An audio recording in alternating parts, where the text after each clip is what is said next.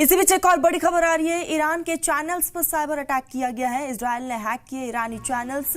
बाल काटे हुए खवातीन को दिखाया गया है। चैनल पर 2022 के वीडियोस दिखाए गए हैं।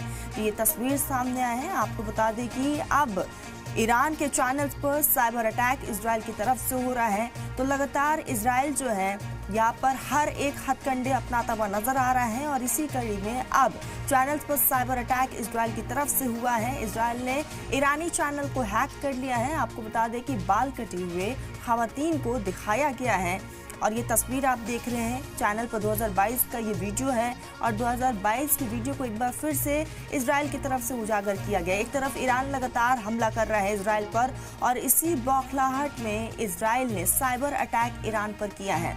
आपको बता दें कि हालांकि इजराइल के हर एक अटैक की मुखालिफत चारों तरफ हो रही है और इसी बीच ईरान के चैनल्स को इस बार इजराइल ने निशाना बनाया है। साइबर अटैक इजराइल की तरफ से किया गया है और इजराइल ने कई चैनल्स को हैक किया है। आपको बता दें कि ईरानी चैनल में बाल काटे हुए खवातीन को दिखाया गया है। चैनल पर 2022 के वीडियोस दिखाए गए हैं।